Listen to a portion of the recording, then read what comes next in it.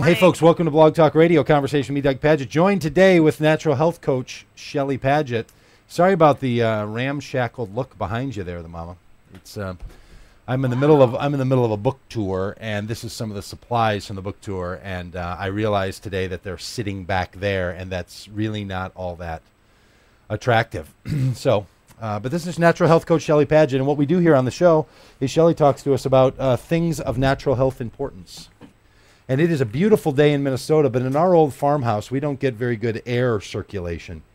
And when I close the doors out here on Peacedale Studios, it gets quite hot. Peacedale Studios. Yeah, Peacedale Studios, where we broadcast the question, a Blog Talk Radio conversation with me, Doug Pagitt, your host. Weekdays. Weekday. I know. I see. It's in my head. It's just a routine from running off. Now, summers, Tuesdays from 9:30 until noon. So do people know that we actually live on Peacedale and what an amazing name that is for a street? And it's the only 2-block-long street in our city named Peacedale. Yeah, we have one little street, like it doesn't connect anywhere. It's just this little street called Peacedale. And the property, and it's called that because the property, this area back when it was a farm, was called Peacedale Acres.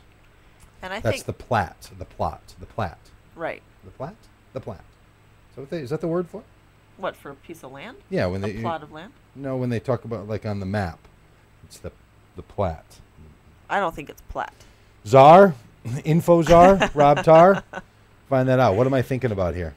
Okay, so I was thinking about this just as you said, Peacedale and Peacedale Acres, how interesting it is. I'm sure many of your listeners have read the book The Shack. One of the things that I got out of The Shack that I thought was really cool was this idea of fractal.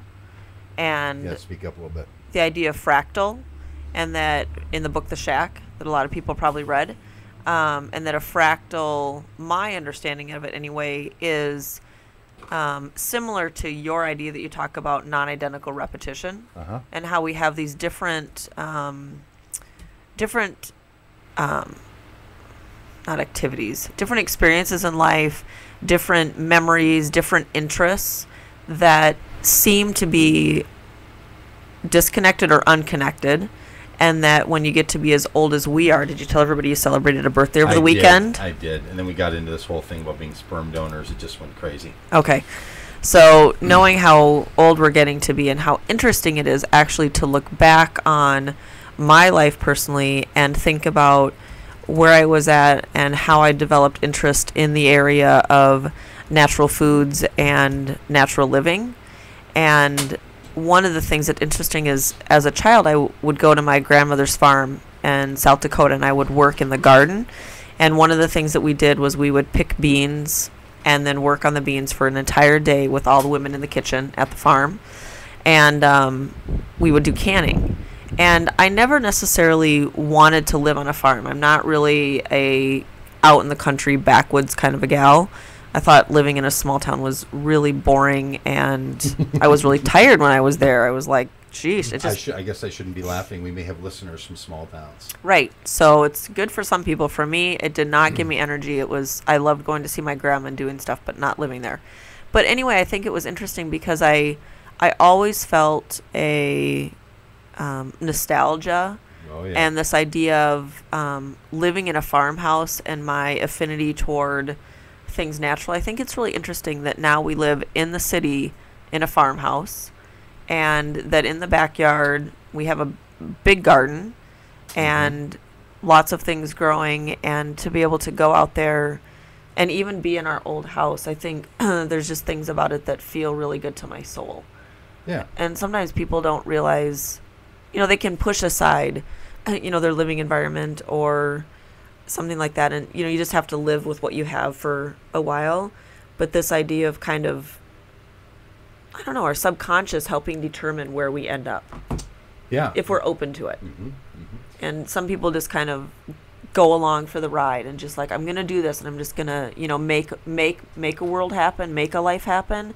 That's fine too. But I think if we kind of are in touch with our inner selves, there's something that will lead us and guide us to where we feel most natural. And that leads us to running a radio show out of our old farmhouse on this old piece of farmland. Isn't that funny? Do you think it's I mean, like, are you saying that facetiously? No, I mean, I think it's kind of it's a funny little combination between. I mean, farming has always been a technology practice, right?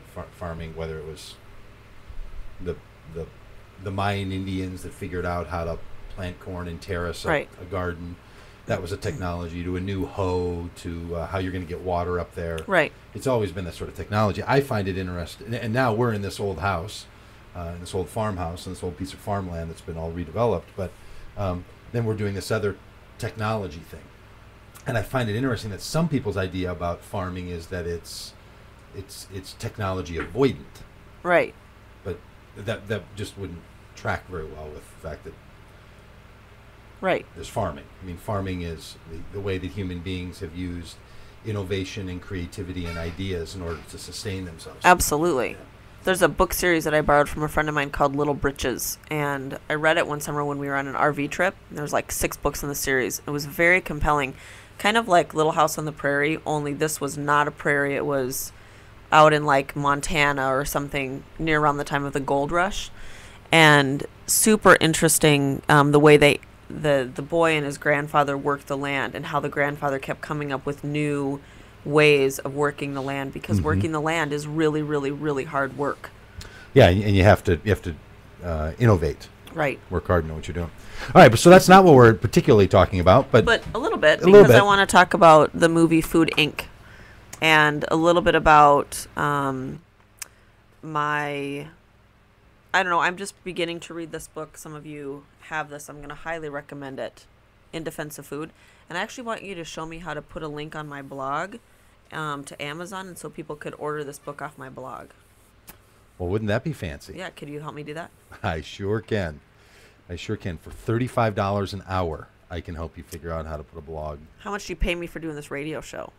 I give you a full half an hour with the well-developed and highly refined The Question, a Blog Talk Radio conversation. Me, Doug Pagitt, your host. Summer Tuesdays, 9:30 till noon. Audience, are you kidding me? I don't even charge you for this. Let me tell you, a lot of radio stations, they charge the hosts to come in and do it. So they do. They make the hosts bring their own advertising in. Okay, so we saw Food Inc. Well, let's hold on to that thought for 1 second.